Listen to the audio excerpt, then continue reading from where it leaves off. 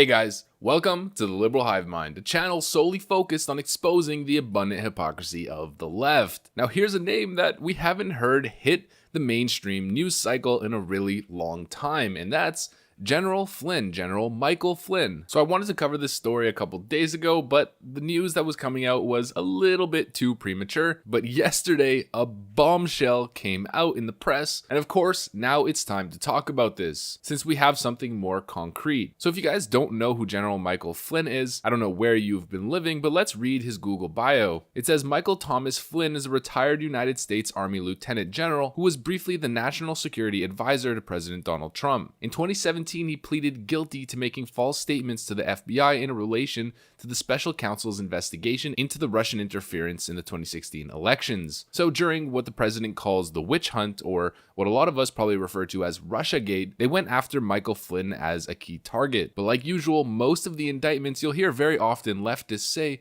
there were this many indictments, I don't know, 40 whatever indictments, I forget exactly how many it was. Well, none of the people who got sentenced or indicted had any charges related to the Russiagate conspiracy whatsoever. Everyone got nabbed on prior fraud charges or things within the past, and one of the most common ones that we saw was making false statements to the FBI. And one thing that you might know when it comes to FBI investigations for the last however many years is a tactic that they use when they're trying to go after somebody is setting them up with what's called a perjury trap. And it was speculated that that's what happened to Michael Flynn. Well, about 3 years later now, and that might be the case. Michael Flynn might be vindicated at this point, and the FBI is looking as shady as ever in the era when it was under the control of James Comey, who many people view as one of the worst directors of the FBI in American history. But there's a lot to break down for this story, and once again, this is definitely a win for 45. He's been saying this for years. People on the right and people in the center have been saying that this is a sham, and with some of the information that's coming out right now, that might actually be provable within the framework of the law. So let's get into that. But before we do, please make sure to leave a like, a comment, subscribe.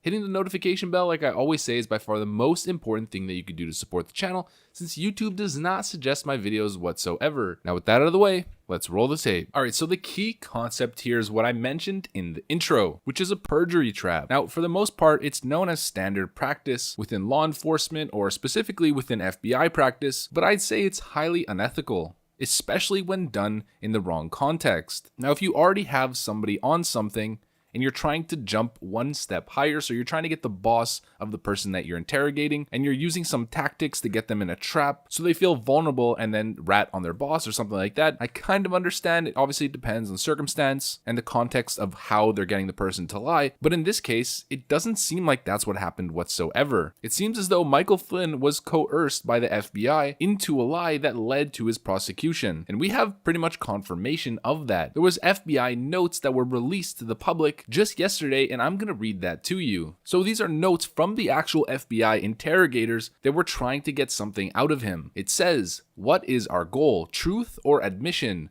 or to get him to lie, so we can then prosecute him or get him fired." Get him fired is very, very important here. If we get him to admit to breaking the Logan Act, give facts to the DOJ, have them decide. Or if he initially lies, then we present him, and then there's a little redacted part here, and he admits it. Document for the DOJ and let them decide how to address it. So this seems as though they were conspiring to get him to lie for a specific outcome. And I just put emphasis on the fact that it says, or get him fired. The FBI's job is not to try and get somebody fired. The FBI's job is to pursue the rule of law and justice. But in this case, it seemed as though it was a political ambush against the 45th cabinet. And when seeing words like that, specifically from an FBI agent, it starts to make the notion of this being a witch hunt against President 45 seem a lot more credible. The emphasis here wasn't to get to the bottom or get to the truth. The emphasis here was to smear a man and make him lose his job. Keep in mind, Michael Flynn was a 35-year Army vet and I believe a 3-star general, a man who dedicated himself to absolute patriotism to his country, serving and protecting, and they were willing to throw him under the bus, ruin his entire life, get him caught up in an endless expensive litigation process, completely ruin his reputation, reputation, hurt his family,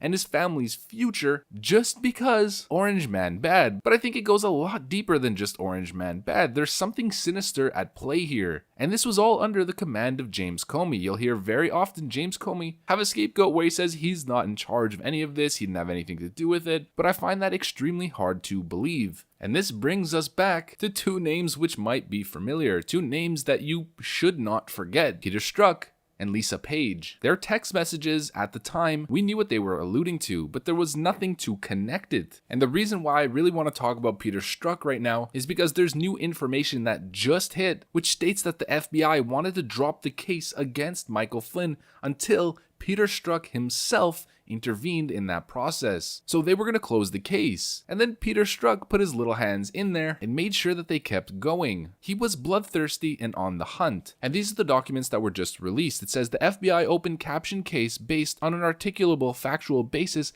that Crossfire Razor CR may wittingly or unwittingly be involved in activity on behalf of the Russian Federation, which may constitute a federal crime or threat to national security. The FBI predicted that the investigation on predetermined criteria set forth by the Crossfire Hurricane CH investigation team, based on an assessment of reliable lead information received during the course of the investigations. Specifically, CR was cited as an advisor to the then Republican presidential candidate Donald J. Trump for foreign policy issues since February 2016. CR had ties to various state-affiliated entities of the Russian Federation, as reported by open source information, and CR traveled to Russia in December 2015. Additionally, CR has an active TS/SCI clearance. So Crossfire Hurricane was the pseudonym for the investigation. And then there's this document here that says Crossfire Hurricane predicated reporting the absence of any derogatory information or lead information from these logical sources, reduced the number of investigative avenues and techniques to pursue. Per the direction of the FBI management, Crossfire Razor was not interviewed as part of the case closing procedure. The FBI is closing this investigation. If new information is identified or reported to the FBI regarding the activities of Crossfire Razor, the FBI will consider reopening the investigation if warranted. So here I have the conversation between the person whose name is redacted and then Peter Strzok.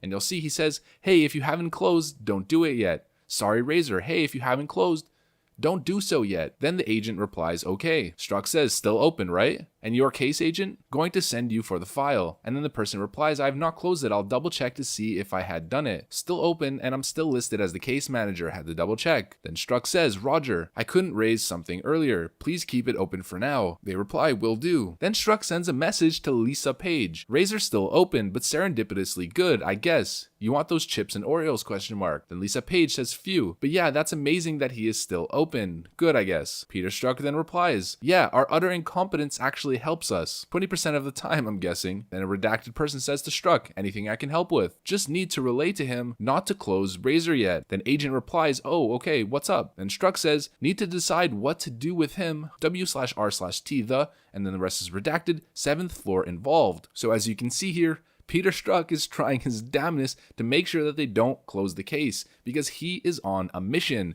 which was clearly stated by the leaked text messages between Peter Strzok and Lisa Page, almost like 2 years ago, a year and a half ago. So that's why I wanted to hold off before covering this story, because I knew more information was going to come out. And if you guys think that this is the last that we're hearing about this, or that these are the last files or documents that we're going to see specifically related to James Comey, Peter Strzok, Lisa Page, I'd be very surprised if that was the case. It's very clear that the intent here was not to pursue justice. They didn't actually believe any of the Russiagate stuff. It was to use that as a guise to go after people within the cabinet, to take them down and make them seem like criminals. And it's crazy to me how we just sort of go every day not talking about this. The mainstream doesn't seem to take it seriously, when this is an absurd abuse of power. This is almost like a shadow government operating in a malicious way to unseat a duly elected president, and not caring about the consequences or the collateral damage on their path to that goal, which is completely despicable and mostly immoral. And one thing's for sure, you know we're not going to hear Rachel Maddow cover this story whatsoever. So there's a lot of speculation with Donald Trump going into 2020. Is he going to pardon Roger Stone, Michael Flynn, and some of these other people who got set up by the FBI in perjury traps? And I think it's possible that he does. He's either waiting to win, and then within 2020, it's his final 4 years, he could pretty much do what he wants, and do it without consequence, or if he, God forbid, loses and we have a Joe Biden presidency, within a little buffer period between the next inauguration, he'll have time to do it before he exits office. At this point, I think we're getting pretty close to a Michael Flynn vindication. And I'd say that's probably a good thing because clearly the way that the FBI was acting here is absolutely shady and inexcusable.